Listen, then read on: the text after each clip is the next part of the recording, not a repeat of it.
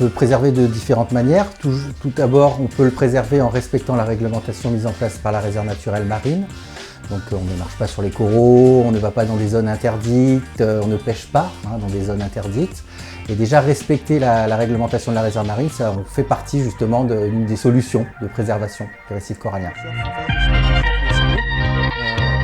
À l'heure actuelle, il y a 1% de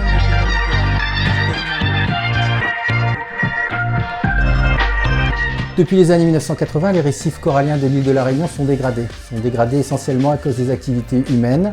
Donc c'est lié aux pollutions, c'est lié au piétinement, à la surpêche. Et donc il manquait un outil pour mieux préserver ce patrimoine naturel que sont les récifs coralliens.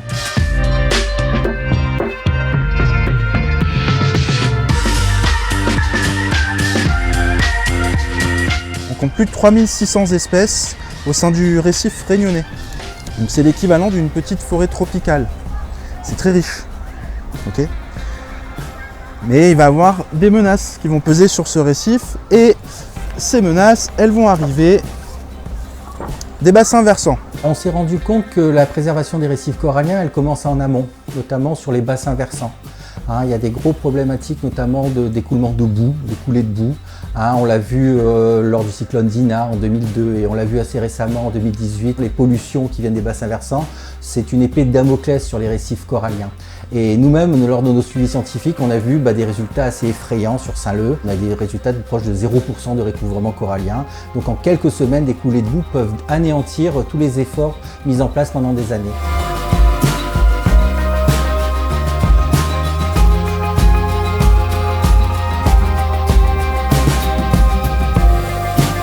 À notre échelle, on peut tous agir, notamment quand on va fréquenter le récif corallien.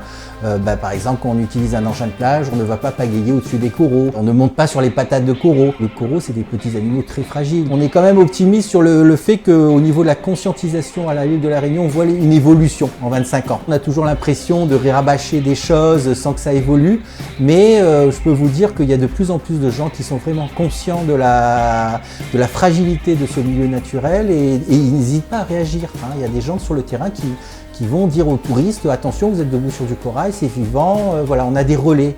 Nous, ce qu'on a besoin, c'est d'avoir un maximum de relais et ça passe par l'éducation des enfants notamment.